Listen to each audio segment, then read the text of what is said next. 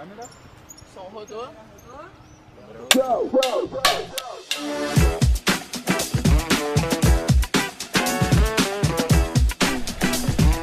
Agora é o shot 3, né? Cara, não, eu tô gravando. É making off, mano.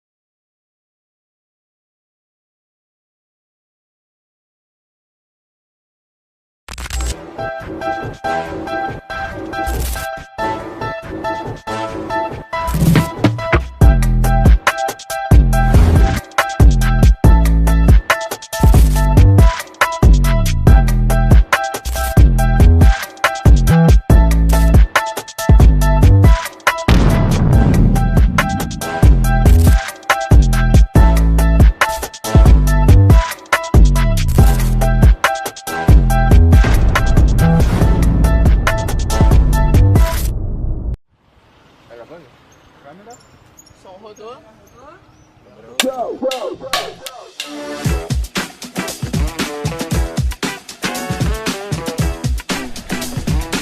Agora é o shot 3, né? Cara, não, eu tô gravando. É making off, mano.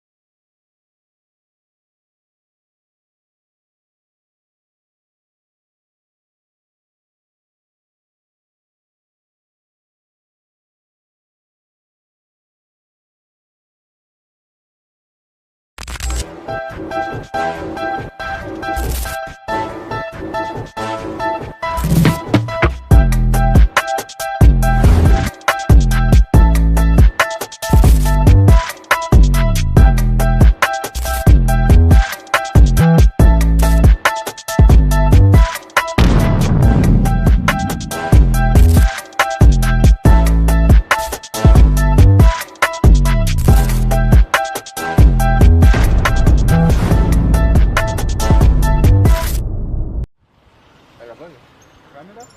Som rodou.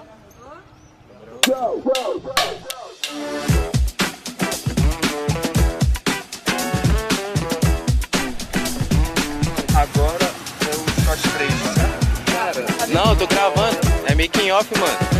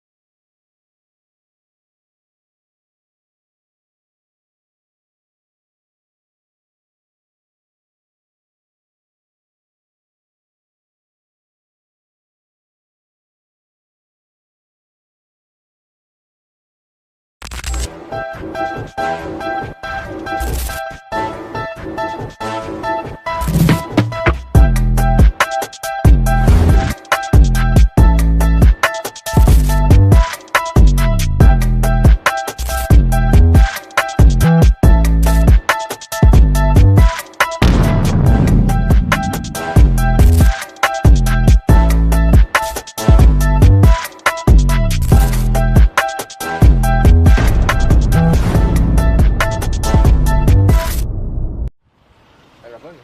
Câmera. Som rodou.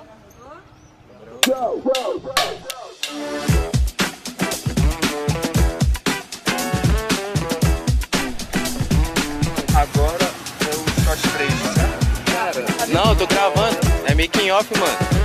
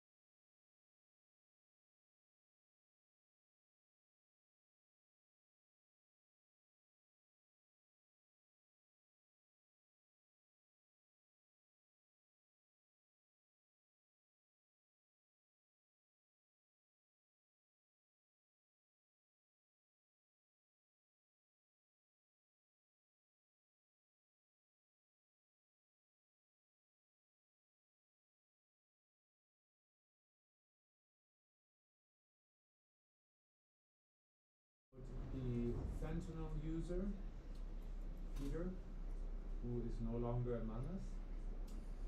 And it makes me very sad to see it, but it also is a testimony of crossing the line between the creator and the subject. And the act of democratization, which has happened through the cell phone already, where anybody can now create media. When this video was done, that wasn't quite the case yet, that it was so accessible, but it became a liberation for Peter, or Rabbit, as he calls himself, to speak about himself without anybody observing and be on the street. So I have activated the YouTube subtitles. Are they acceptable from yesterday, or are they just not very good? YouTube subtitles, are they all right? Okay.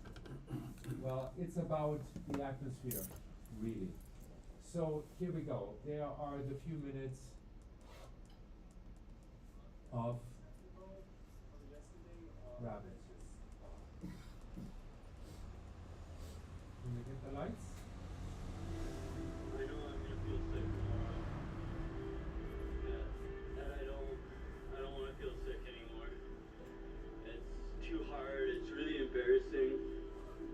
It's not like I'm alone. I'm at a shelter. You don't want to really appear weak in the shelter because kids take advantage of that.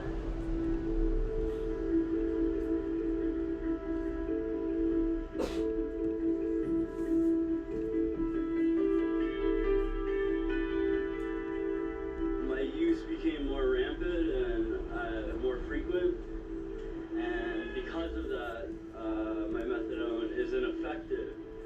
So I'm going through withdrawal even though I'm on an opiate.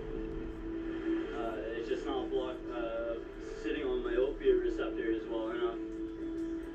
So I wake up in the morning nauseated, I have cramps, muscle spasms, hallucinations, flashbacks, insomnia, but extreme fatigue. If you can think of a symptom, it comes with withdrawal. We're about to start panhandling. Hopefully it goes quick. Like, it's 1 o'clock, a little later than I like to start. I could not do this, but I want to score, so it's just on my mind. It's been on my mind for days. Hopefully it goes smoothly today. No cops, hopefully. They always kick you off the corner, give you tickets for panhandling. They call it soliciting or aggressive panhandling, which is a joke. Sometimes I'll have a sign. I generally don't say much unless people strike up conversation with me. Overall, like what I'm doing, like I'm begging, I'm asking for help, and I don't like it. Of course, I would prefer to be somewhere else, but this is what I gotta do for now.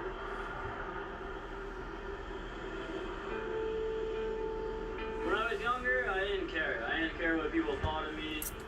I would panhandle, squeegee all day, every day, and it didn't bother me at all. But now it bothers me.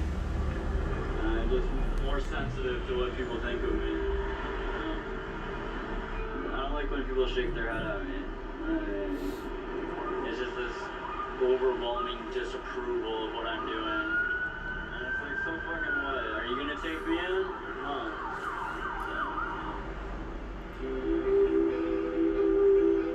I want better for myself. I want a career. I don't want to be a career homeless person.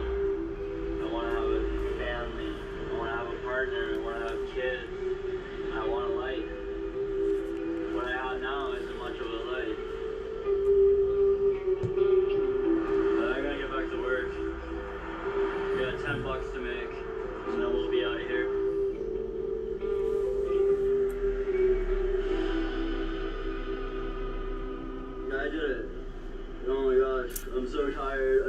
strung out. Let's just go get some dope.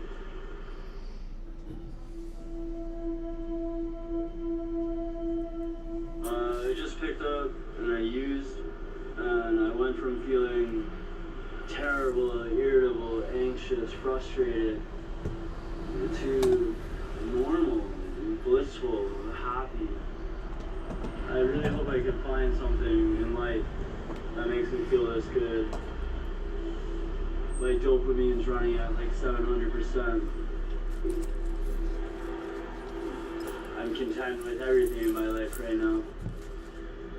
Yeah, my life's kind of a shit, like chaotic mess. But when I'm on heroin, it doesn't bother me. I should stop saying heroin because I don't use that anymore. I use fentanyl.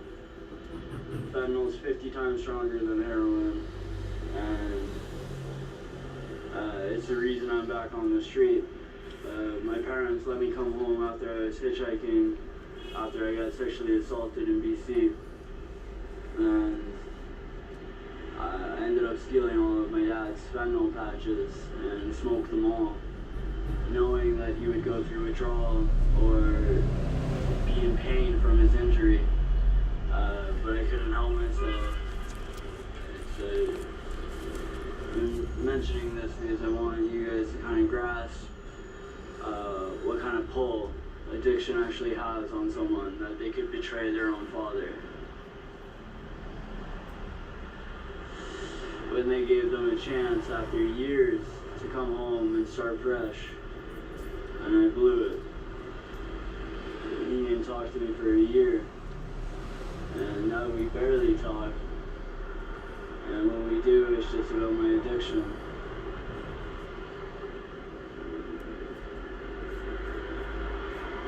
I feel better though. For now. I don't know what tomorrow's gonna be like. I might try and make more money down here because I want to get more.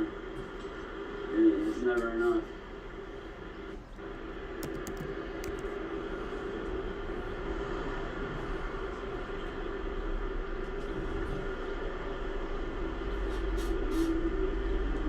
I don't know how I'm gonna get off the needle. I know. But I'm tired of running. I'm tired of being afraid.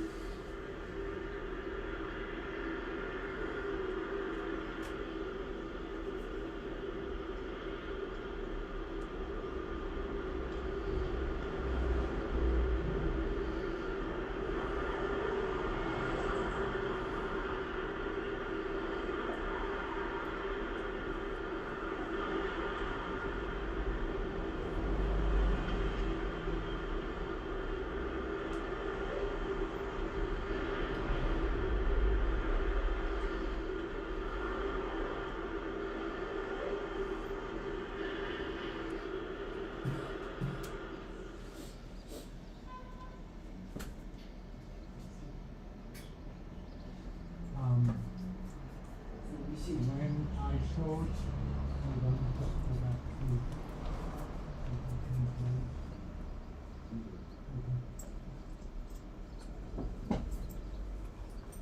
when I showed this clip to his father broke down in tears. He had not seen it. But I also got into a fight with the producers because there is something very dishonest going on here. Paul, in the opening, it says that he gave him a camera and he used the camera to record himself. When you look at him,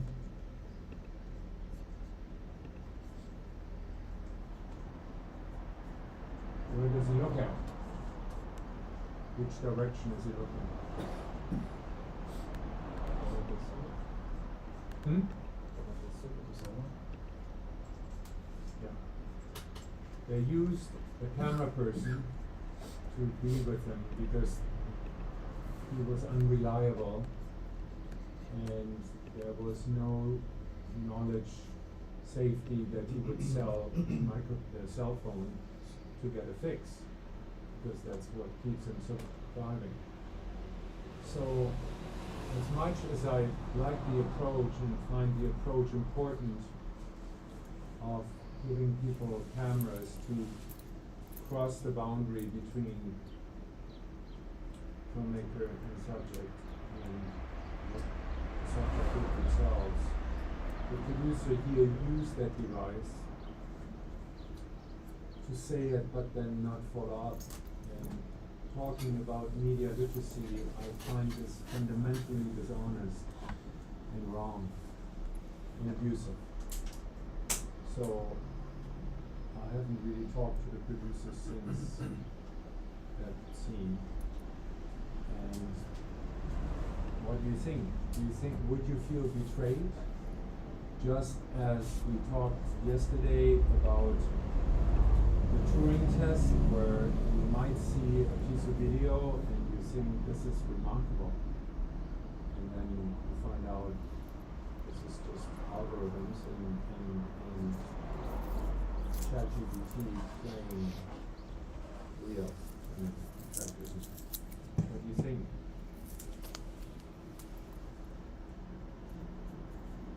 And of course, speak Portuguese if you like. Translation here. If I may, it sounds to me that it's weird that it's like you're observing nature. You know, you can't interfere, and it's just there in this scene that the guy is using it, and I don't know, it feels weird. It feels uncomfortable. Just to think that there's someone there with him, and understand where it comes from. But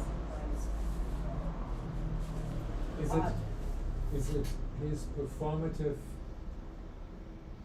nature that he is performing for the camera, that he is laying out the honest one, the one with regrets, the one with desires, that it's not really him, it's him projecting what he thinks the camera or the audience might want to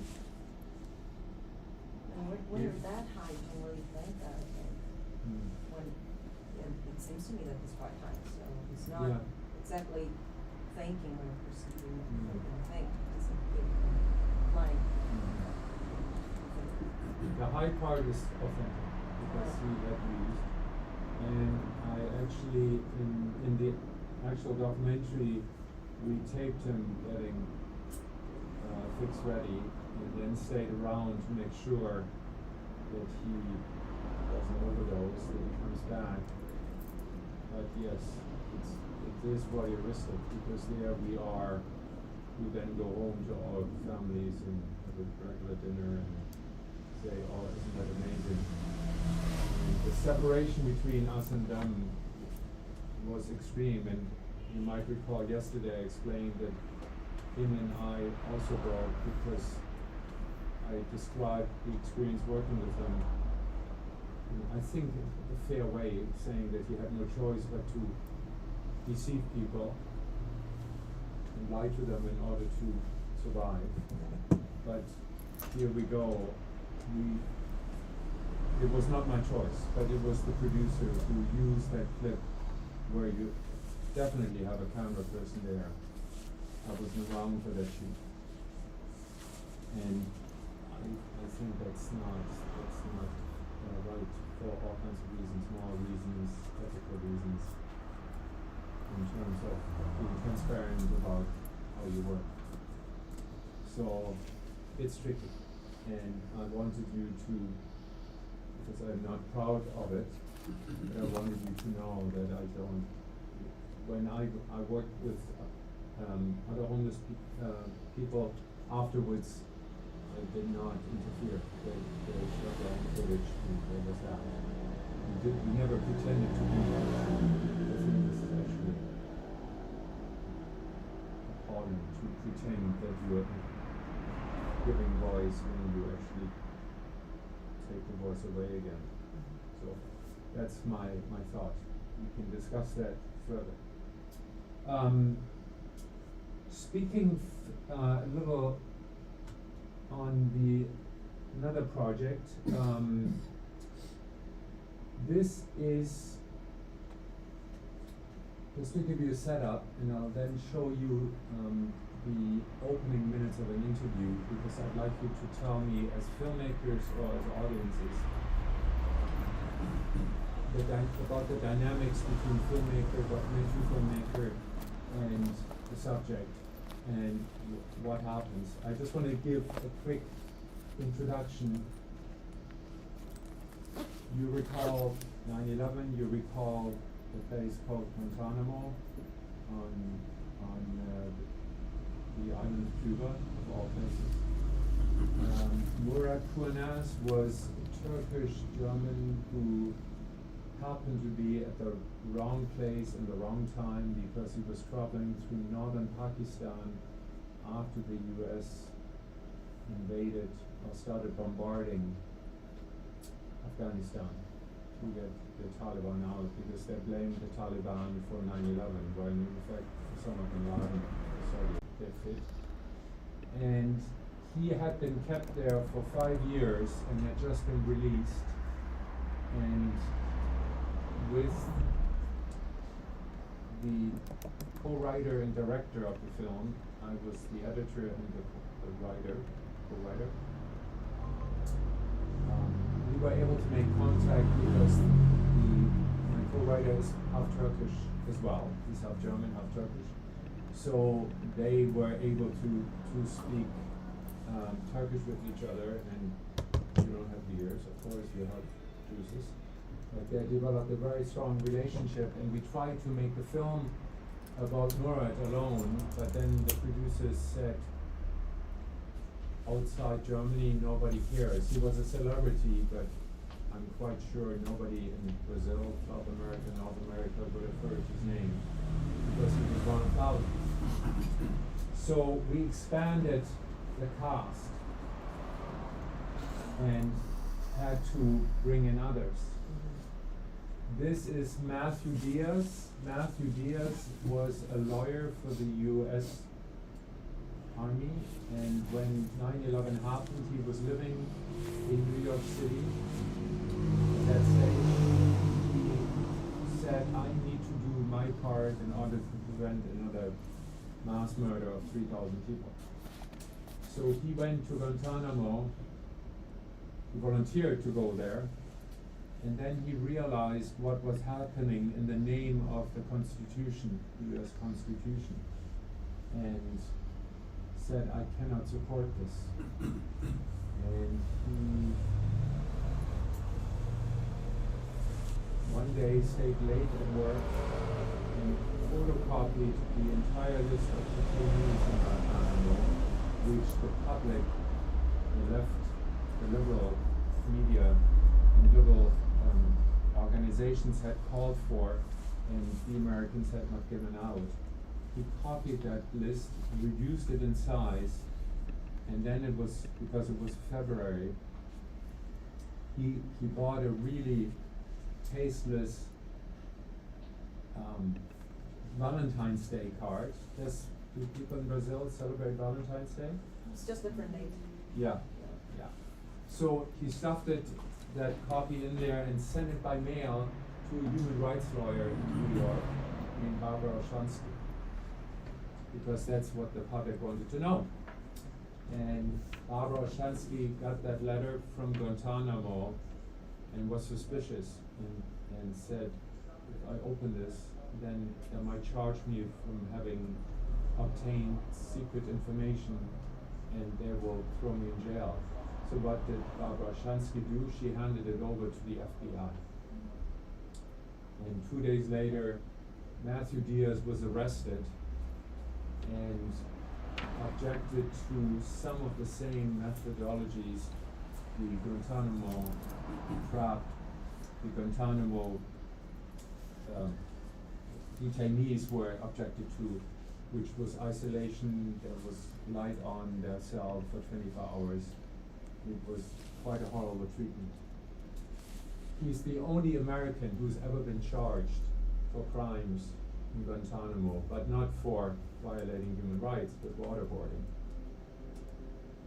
So he agreed to do an interview and be filmed. So we had a secondary character, and then we met this lady. Her name is Diane Beaver. She also was a lawyer, but she didn't have a problem being in Guantanamo. She actually wrote a legal opinion which authorized the use of waterboarding and the use of dogs on people. That is something which she did over a weekend, and then it was sent up all the way to Donald Rumsfeld, who was the defense secretary. And even though everybody approved it, when it came down back to her, she realized that none of her superiors had signed it, no one except of Donald Rumsfeld.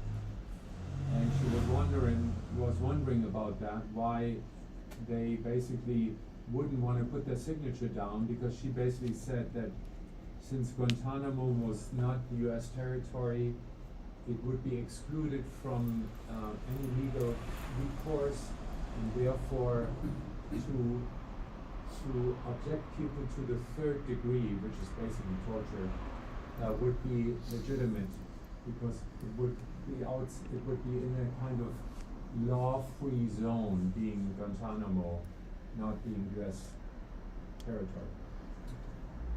And a few years later, what happened is, when the images of Abu Ghraib were released, which were the images of people in Iraq being tortured, her name came up for having authorized this in the first place, and she became the torture lady.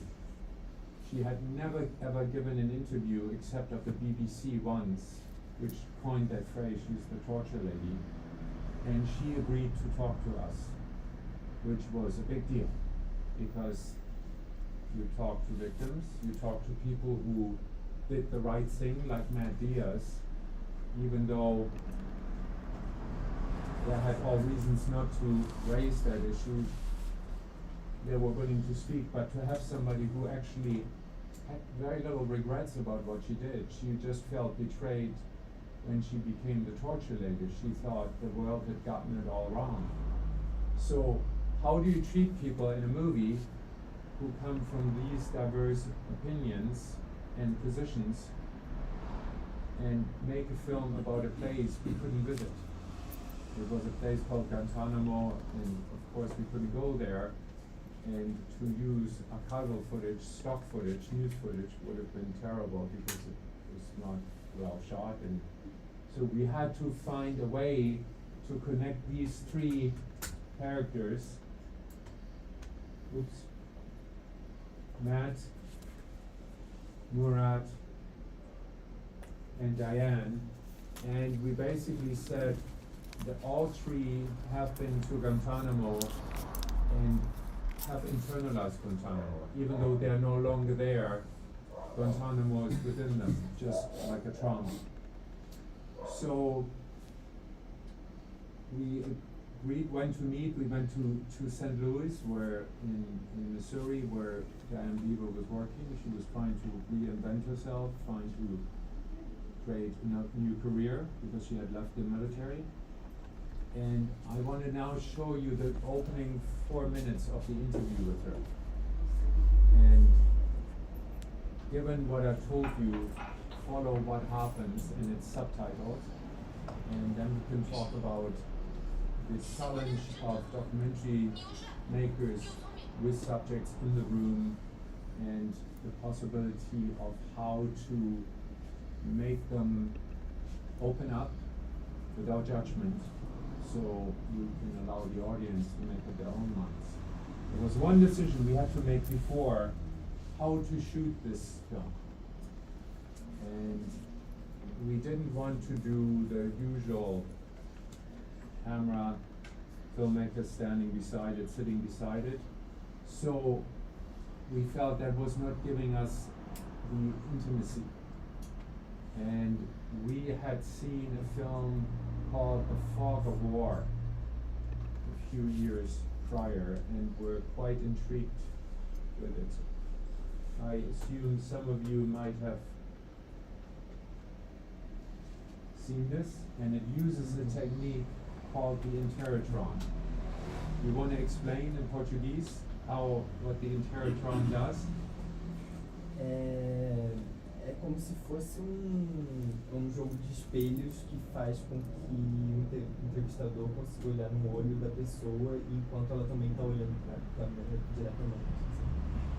Like it's an equipment to make the interviewer and the person being interviewed to look directly in the lens and the interviewer as well. So here's the interviewer, and the head is being projected through a piece of glass in front of the lens, which has the result that the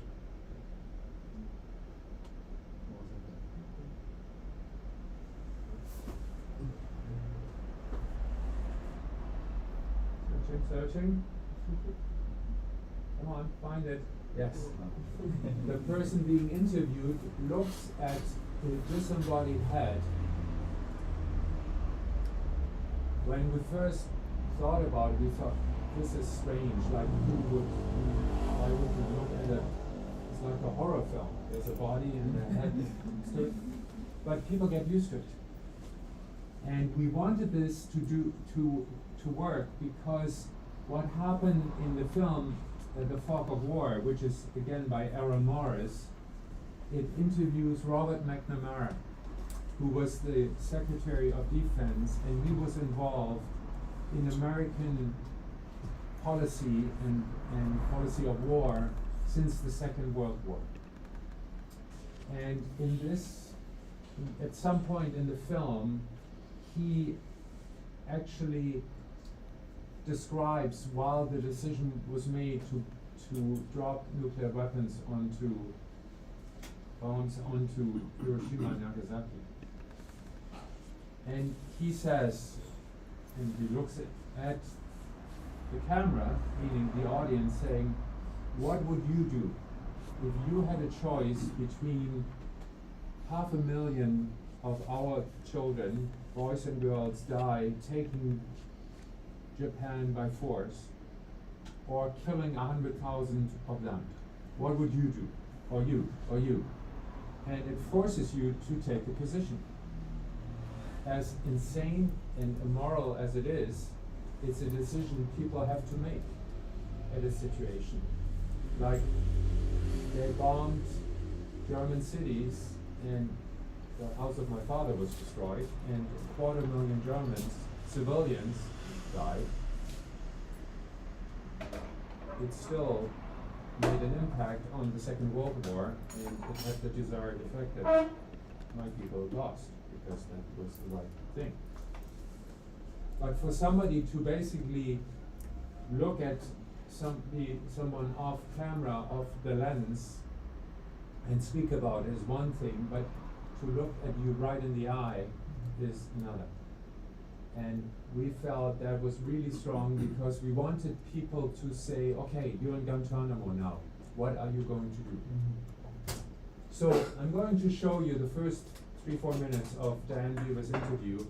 She's looking right at the camera, and you hear my collaborator Thomas. I was at a hotel room finishing notes for the next day, interviewing her, and it's subtitled, so you don't need to look at the Google. You can start relatively close if you want. Okay, cameras are rolling. Deixa que eu faço, tá bom. Deixa que eu faço, tá bom. Yeah. All the way. Can you bring audio up, please? I think you connected in the projector. Can you switch to the JBL Go something in your Bluetooth? Was something you kind of dreamt about from a pretty, Is it cinema? JBL, can you see I something? am on JB. well, from a very early age on. So Change the audio source. tell me what the attraction was for a And very young person to. I can't control it right I now. don't think you come from a military because I'm on Bluetooth. The so only person, well, my father was in that's the better. military in the Korean War, and my yeah.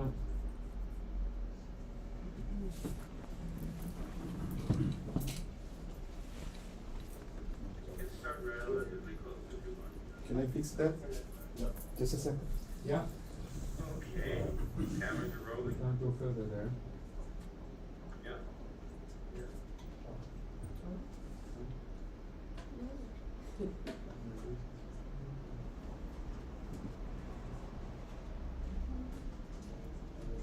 Oh, there. Good. So, Good. and I remember when we visited you first, you talked a little bit about how the idea of going to the military was something you kind of dreamt about from a pretty. Are you okay? Oh, listen.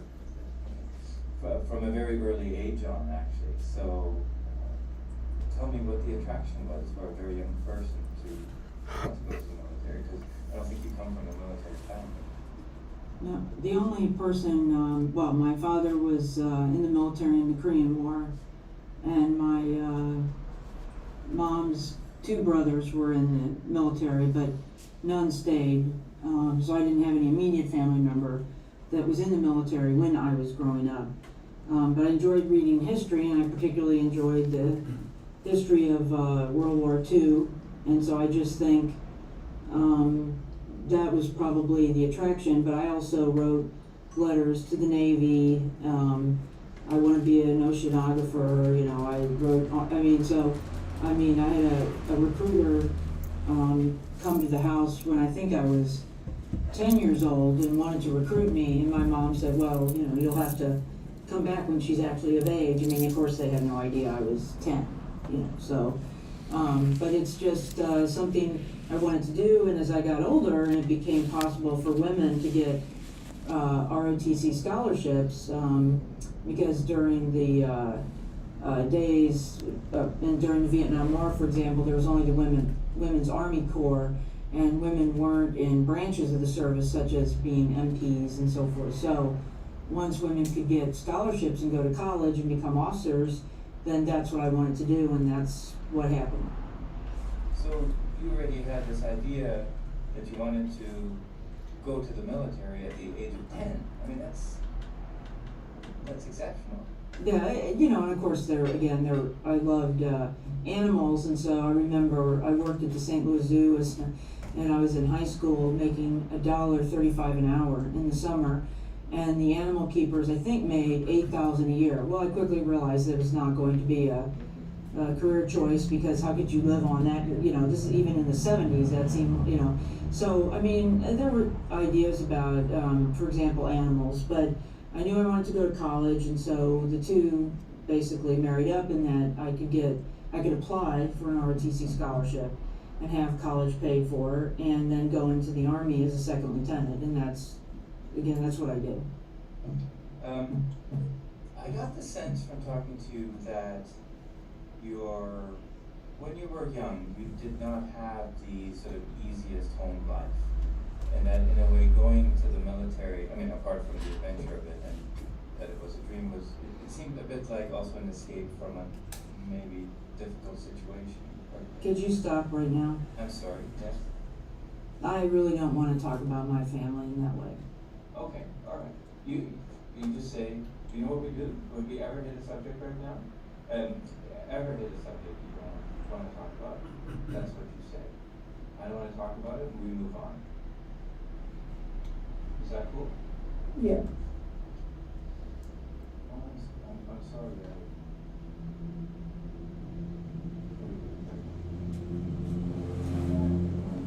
No, I just want to talk about my father. You know, I just don't want to embarrass my family in that way. You know, he's dead, and that's the way it is, and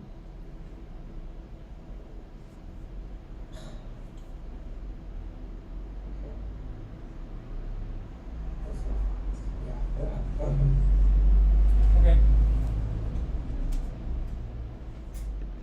So, filmmakers, you look at the interview And the torture lady.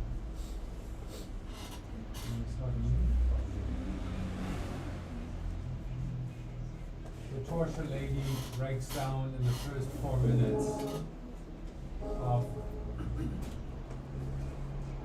Oh.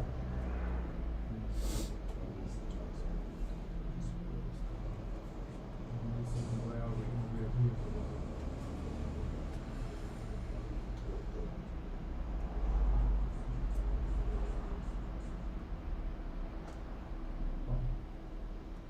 Now we're back. No, yeah. All right. So, you are the editor, and it's a film about the torture lady who caused endless pain for people who were subjected to the third degree. And there's a conversation, and she breaks down in the first 4 minutes of the interview, and she actually says, "Can we stop this now?" A lot of choices to be made as filmmakers.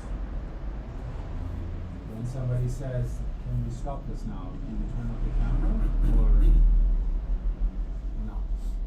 The camera is not being turned off. It keeps rolling. Then she goes from, "I don't want to talk about my family," even though the question was about her youth. She starts talking about my family, and then talks about her father, and then starts crying. So,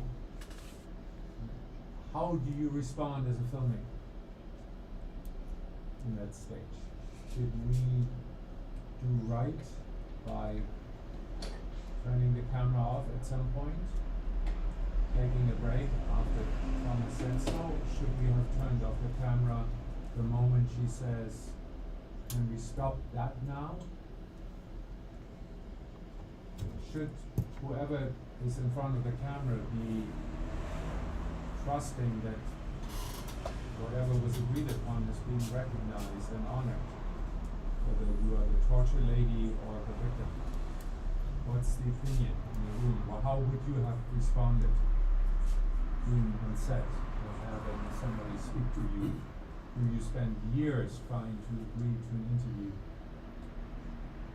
and then turns? Depends. I'm a bad guy, you know, and if you have a red light in front of the camera, I stop it.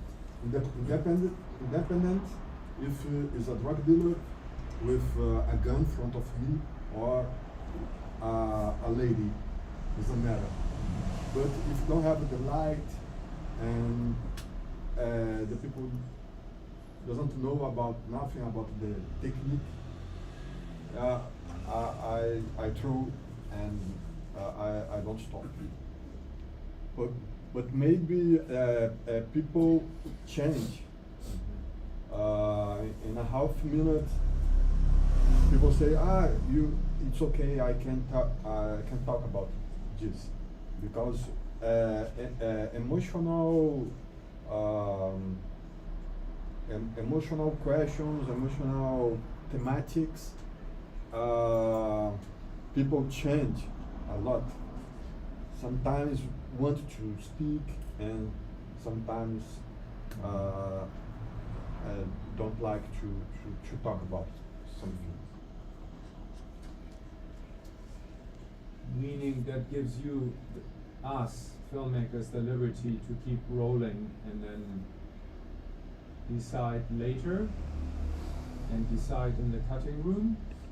Or is it, when you say it doesn't matter if it's a drug dealer or a lady? Yeah, because I know a lot of people is not, maybe if I speak Portuguese is better. Yeah, absolutely.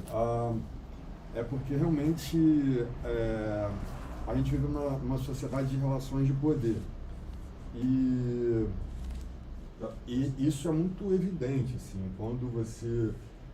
a gente vê no Brasil que a maior parte dos documentários, eles são feitos com pessoas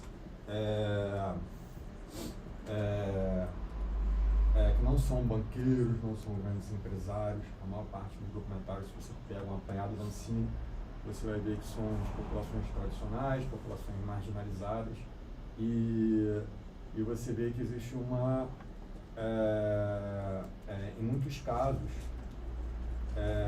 as relações de poder já estabelecidas na nossa sociedade, ela tende a dar continuidade nos ambientes de filmagem, né? Mesmo que isso tenha uma técnica. Então eu dei esse exemplo de um traficante armado, porque eu tenho certeza que em muitos casos, principalmente no jornalismo, muitas pessoas apertaria o botão stop, né, se fosse alguém armado, porque se sente ameaçado, né? E em outros casos, se você estiver trabalhando com pessoas que não dominam a técnica, por exemplo, um grupo de pescador, né, sei lá, também próximo daqui, a gente está numa comunidade de pescador aqui, você sabe que é um senhor de 85 anos que você está sozinho com ele e que ele não vai olhar se a câmera está ligada ou não. Então tem uma tendência das pessoas tomarem decisões de acordo com quem está na frente da câmera. Que isso eu acho que é muito doido isso, né? Da gente reproduzir as relações de poder, né, dentro do set de filmagem. Isso acontece muito. Isso não pode ser resolvido só perguntando? Tipo, a gente não pode parar um pouco de falar sobre isso, mas tudo bem deixar a câmera ligada? A gente não pode devolver a pergunta para quem está sendo entrevistado, para ser uma coisa respeitosa? Ótimo.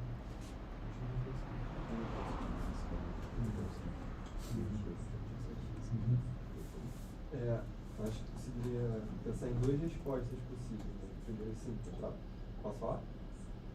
Tá. Acho que eu conseguiria pensar em duas respostas para essa situação. Primeiro, se eu quero fazer uma entrevista com a pessoa e eu quero interpretar essa entrevista, o momento de silenciamento me ajuda a entender e eu preciso conversar com a pessoa, desligando a câmera e entender o que ela está querendo falar. Acho que como documentarista, pensando que eu quero que o público faça essa interpretação, e eu entendo que a pessoa, ela manifesta aquela emoção na frente da câmera, eu espero para ver qual é a conclusão que ela vai chegar sobre aquele momento. Então, acho que tem essa dimensão ética também, né? De abordar como que a pessoa está se sentindo no momento e como que a gente quer fazer a interpretação daquilo que está sendo falado, né? Para quem que a gente quer levar essa capacidade, essa possibilidade de interpretação naquele momento. Então, acho que ali ficou bem claro isso, né? Que ele quer que o público faça essa interpretação de por que ela está chorando, né? Qual é a relação da juventude dela com, enfim, talvez, né, o que ela chegou a fazer no momento que ela tinha esse cargo de poder.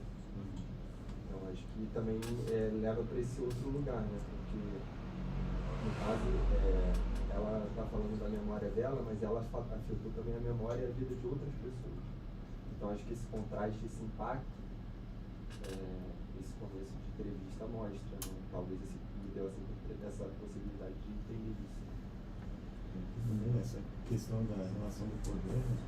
Porque isso, ela tinha um poder anterior, eu não sei o que faria nessa situação, eu sei o que eu pensaria, eu ia pensar, tá, e quando as vítimas da tortura também pediam para parar, para dar um tempo, ou começavam a chorar, os torturadores também paravam de fazer isso com elas, sabe?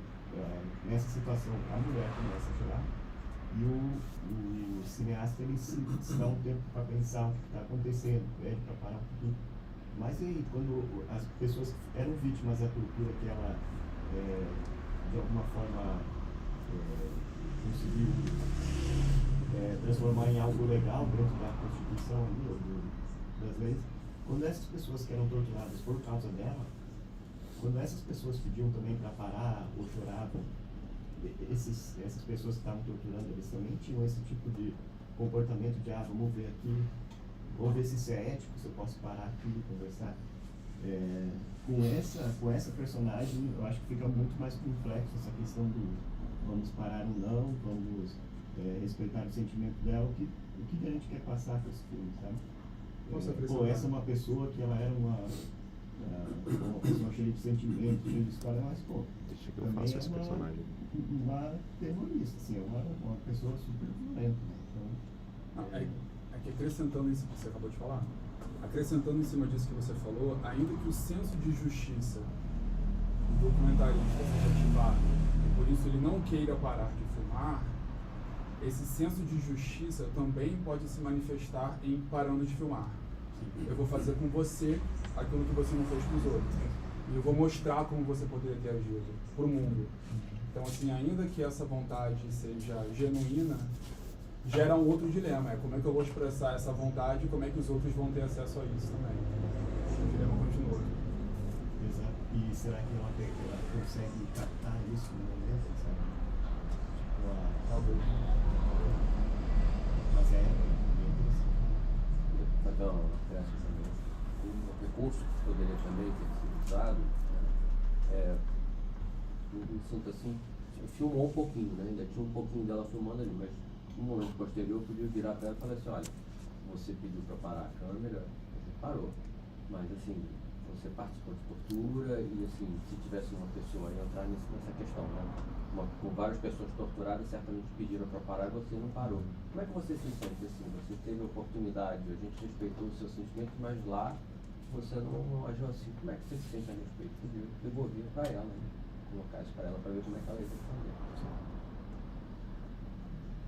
Eu não consigo ver como isso é papel do cineasta, É. fazer esse papel de justiceiro quase, porque eu acho que o nosso papel é contar histórias, sabe? E eu acho que é uma escolha na mesa de corte você colocar ou não a parte em que uma torturadora mostra a humanidade. É uma escolha da montagem, você deixar uma pessoa que fez, enfim, diversas coisas, tomou diversas decisões, parecer como uma mulher que sofreu um abuso, provavelmente, do pai, enfim, estou deduzindo aqui, sofreu alguma coisa, o que pode gerar identificação em outras mulheres que vão assistir o filme, etc. Eu acho que essa decisão é uma decisão da montagem, o papel de justiceiro, se o cineasta quiser se colocar nesse lugar, eu acho que é justamente o momento em que ele vai definir qual história vai ser contada, que é na mesa de montagem que acontece. Eu acho que a partir do momento que você vai fazer um filme e você decide dar ouvido, né, sentar e ouvir uma mulher que liderou o processo de tortura, você precisa agir de forma ética, porque foi uma escolha sua. Sentar e dar ouvido a essa mulher. Você poderia não ter dado ouvido a ela, você poderia ter dado ouvido a quem foi torturado e ter escolhido não ouvi-la. E tá tudo bem escolher ouvi-la também, acho que tem o seu lugar na produção cinematográfica. Agora, eu acho que a partir desse momento a gente não pode colocar. É óbvio que a gente vai julgar a partir da nossa ética, etc. Mas eu acho que como profissional, ali no momento, a gente precisa dar liberdade para que a entrevistada se sinta confortável, minimamente, para conseguir dar aquela entrevista. Porque ela topou. Não acho que está no nosso lugar devolver. Aí é uma opinião minha, tá? Eu não acho que está no nosso lugar devolver. Você pararia se alguém te pedisse para parar uma tortura? E a gente vai. E qual é o nosso papel? Torturar ela com a câmera ligada? Que lugar é esse, sabe? Do cineasta. Não, eu, Luiz, assim, é a minha opinião. Eu acho bem absurdo a gente se colocar com a câmera na mão. A câmera é uma arma, a gente sabe, né? Porque, enfim, dependendo pra onde a gente aponta, ela é uma arma, mas eu não acho que é esse tipo de arma.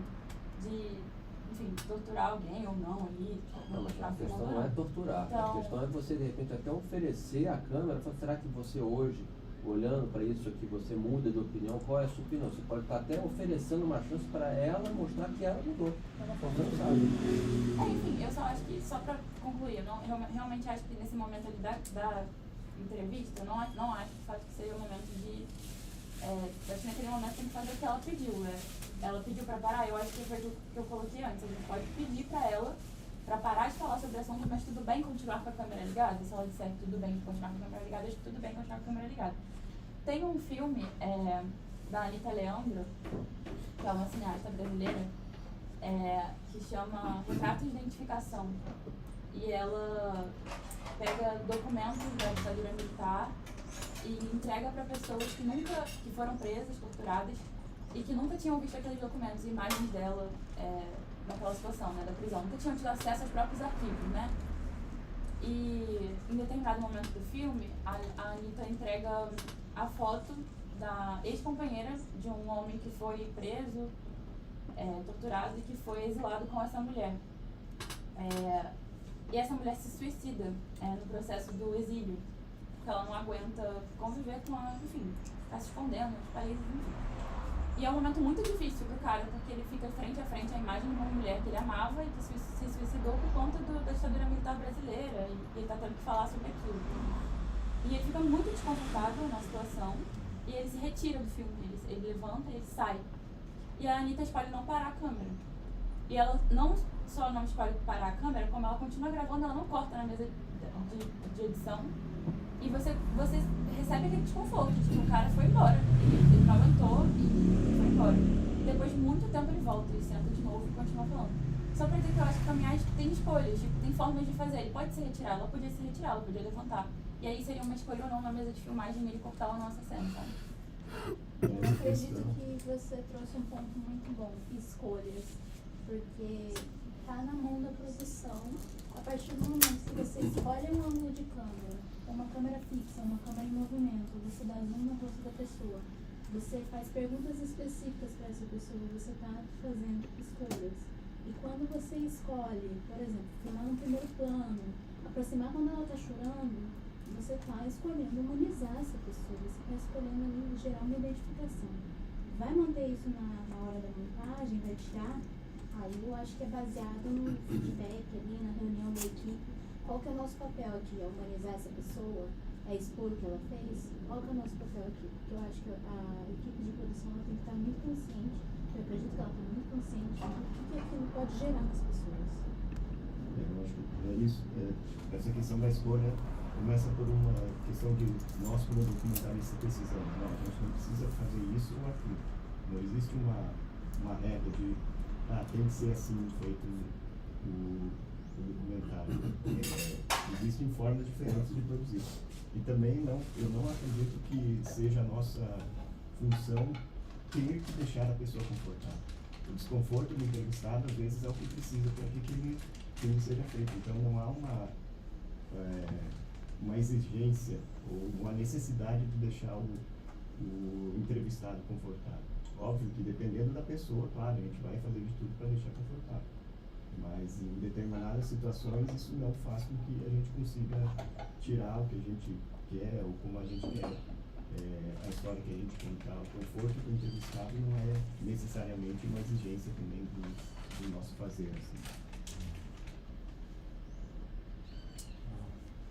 I wish we would have kept all the text because there was a lot of rich, thoughtful, provocative statements, and they all point, wherever you stand individually, they all point to the dilemma we face as documentarians, is that we feed off the misery of the other. And it's exemplified as the camera zooms in when she gets emotional. So you go in for the close-up.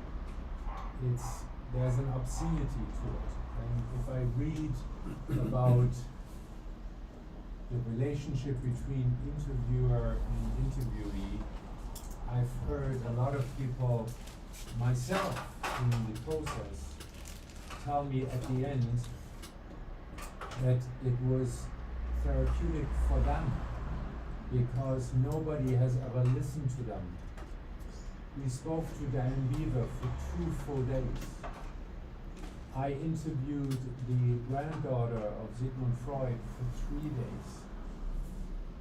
She was first not even willing to talk to me because she had enough of people who wanted to talk to her because of her famous grandfather. And I said, I want to know what it was like for you. And there is a truth to it. It has a therapeutic element because people talk a lot, listening not so much. And to be taken in, to be saying, I will listen to you and you can lay it out and take the time, has a therapeutic value. However, as someone pointed to the power differential, who is in control here? When do you sign the release form? You don't know, as we say, and as somebody pointed out, we'll look at it in post-production and then make up our minds. Well, that's not involving the person who's just spoken about their life. I think it's one of those dilemmas as filmmakers, documentarians, people who believe care for humanity, that there are certain contradictions we cannot overcome, which is the power relations. It's about choices being made, when they're being made, the lack of agency subjects have, even though they might have a final say. Like yesterday when we looked at the piece about theater, it was the subjects who determined the end of the film, not me. It's a problematic which is almost impossible to overcome, except it's in a way what the digital revolution has given us is to empower people. So what used to be Witness's slogan about seeing is believing and handing cameras to people now is with us with our cell phones, and we can do it ourselves.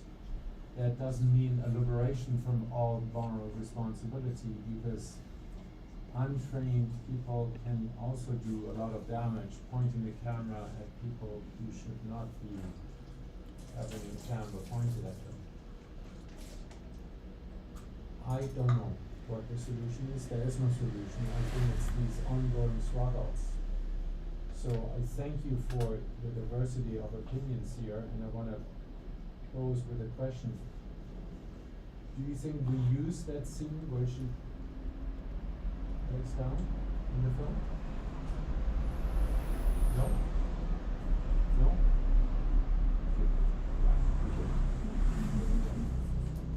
It didn't.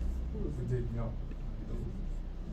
It seemed so obvious, the torture lady, who actually attended the waterboarding of interrogation of Murad, the man you're going to meet in a moment, breaking down because there was something in her own past which traumatized her. One of the reasons why we didn't use it is it was not what the film was about. It was not what we knew anything, because she didn't talk about it, because we didn't ask her. And to say, I do not want to talk about my father that way, could be anything from he was never at home for dinner to he came into my bedroom at night. We don't know this. We cannot speculate. But if you solve it in the edit room, and when you have an executive producer who might do that zoom in, they might say, use it. That's really a key scene, like the torturer themselves being tortured by memory. That's great, that's drama, that's storytelling. Yeah, but no.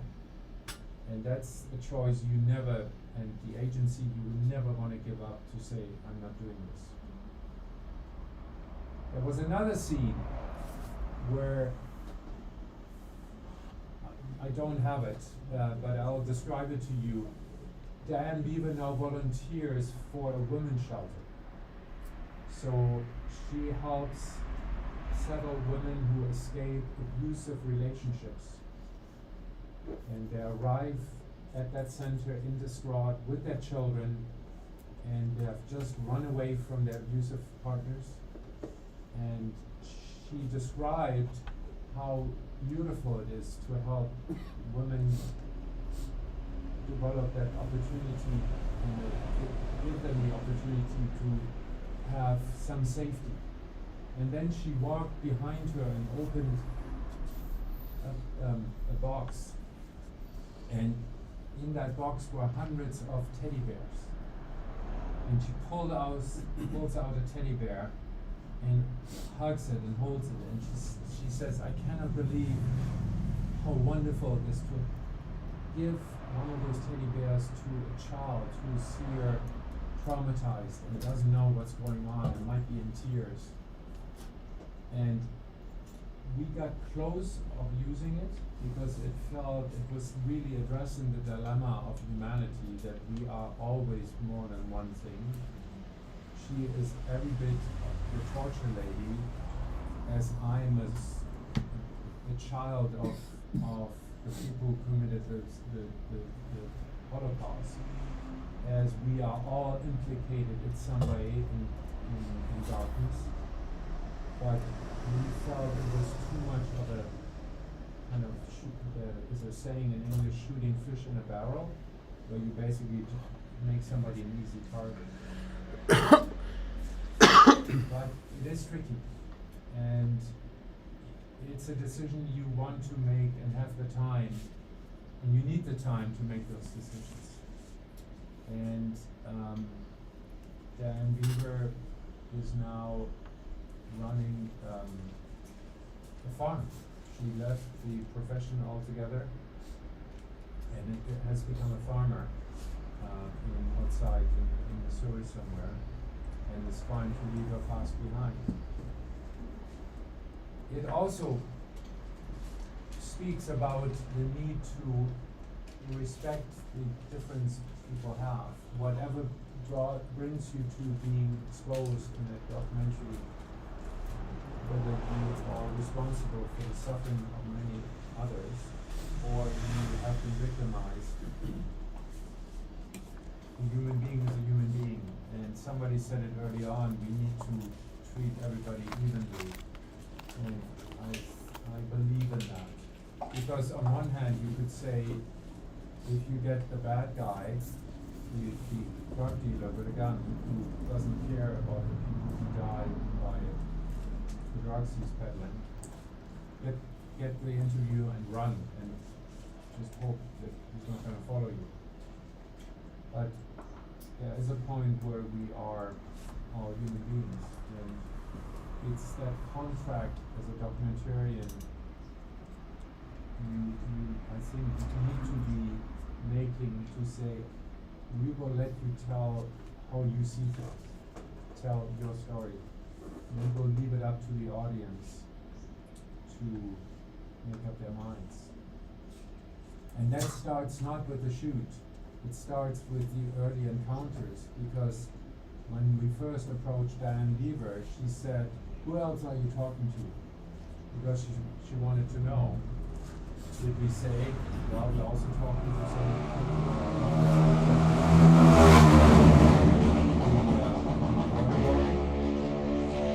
that might close the door. In the interview here, the door might have been closed after 3 minutes. And to this day, I don't understand why Thomas asked the question so early on, because I had a catalog of about 75 questions lined up, and just as much as you meet somebody for a first date in a bar, you don't ask them if they like sex in the first 2 minutes. You talk about the weather, or what they like to drink, or something which is slowly getting to know each other before then you decide. And there Thomas spilled it, and it's kind of a cardinal rule. You don't do that. You don't say, oh, my name is Manfred, and I want to sleep with you. No, you don't do that, right? It's just not right. So there are basic principles of human behavior which need to include treating the other as a human being who has agency and pull out. So I just want to show you the opening of the film, and if anybody's interested, I can send you a link.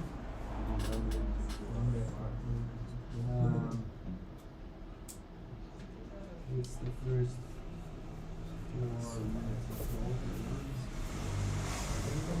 Ask you didn't answer who you were talking to. I did what? You didn't answer her when she asked you who you were interviewing.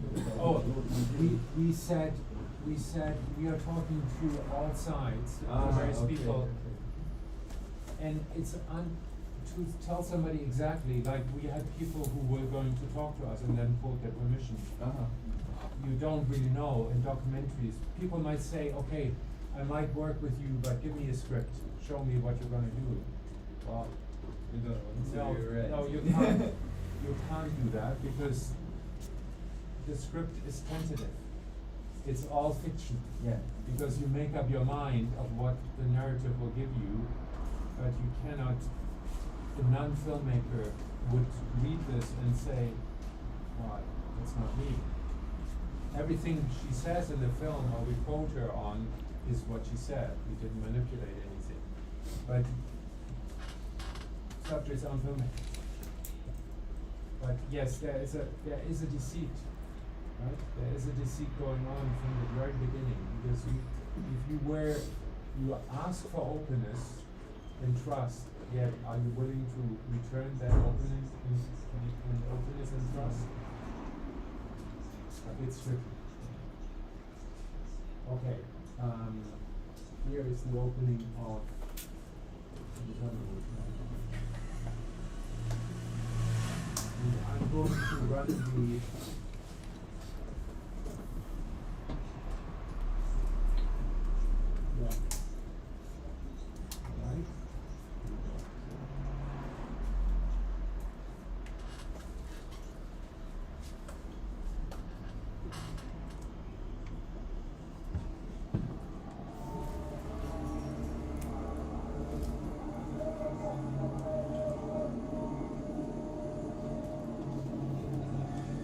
For 7 years, we have detained hundreds of people at Guantanamo. We're cleaning up something that is quite simply a mess. A decision that I made toward the closing of the prison camp within 1 year. The president did not keep his promise. 2 years later, Guantanamo is still operating. Could shutting the door on the detention center really end the trauma of Guantanamo? And can the closing of a prison really liberate those it once held captive?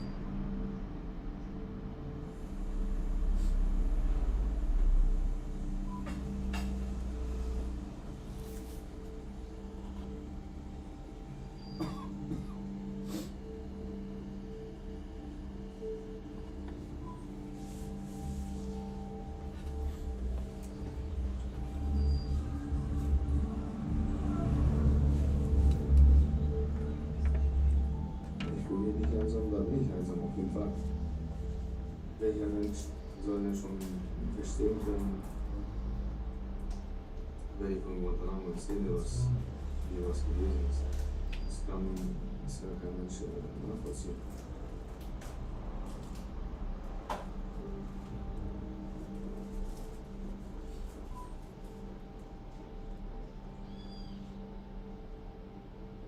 And the flag flew over Camp Delta in Guantanamo Bay, Cuba, where the detainees are housed, to honor all those service members and civilians who have lost their lives during the global war on terrorism, and those who continue to defend the ideals of freedom and democracy throughout the world. So I really appreciate that, because I very much enjoyed serving my country. It's painful, and it makes me sad that there are those who think my service is not honorable. If anyone Googles my name, torture will come up, because my name was put in books of all types, which of course have in its title torture. The torture team, the road to torture, the trail to torture, all these kinds of things. People think I must be the torture lady.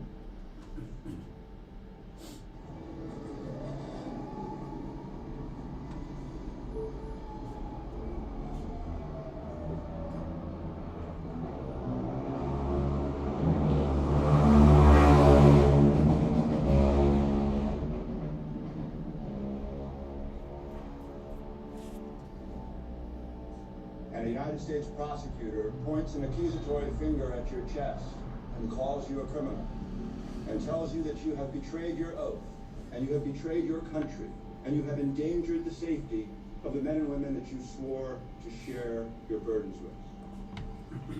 Matthew Diaz disclosed a list of names of people at Guantanamo Bay, and he has paid a terrible price. There's a lot of reasons for people to hate me. There is no easy answer. Guantanamo has cost a lot of heartache for a lot of different people.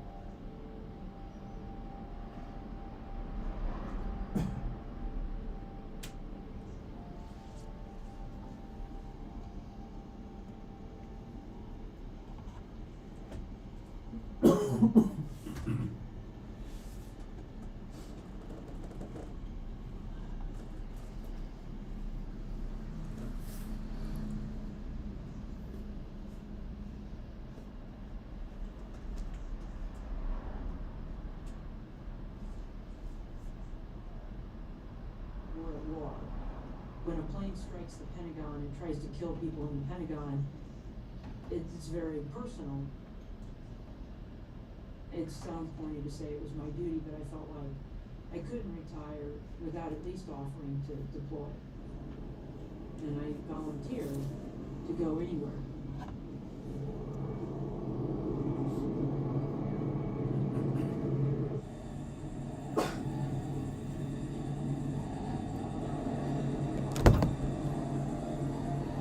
It's very scary that there's these people out here that just want to destroy our way of life, our culture, our values, and not understand why. I mean, how do you win hearts and minds? How do you stop this if you don't understand your enemy?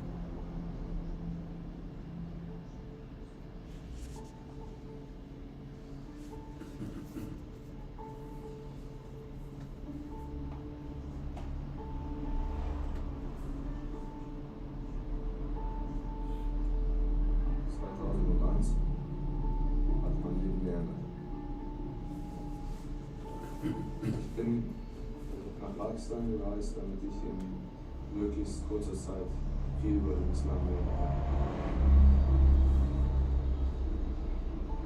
Pakistan hatte mich sowieso schon immer interessiert. Ich war halt so auch neugierig, ein anderes Land mal zu sehen.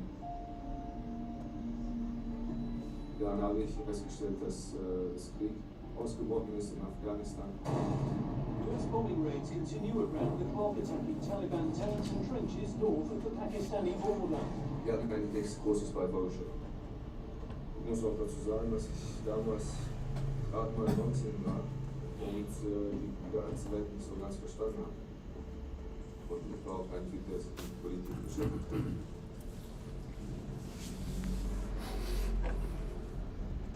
Ich war kurz vor der Rückreise nach Deutschland. Ich habe viele Geschenke eingekauft. Es war kurz vor Weihnachten. Da hielt die Polizei uns an, dann auf mich zu und haben mir eine Frage gestellt. Ich habe denen meinen Reisepass vorgelegt, da meinten sie halt, dass ich aussteigen wollte. Das war mein letzter Mann als Parlament. Nach dem Moment haben die jetzt da sind halt festgehalten und direkt waren wir alles weg.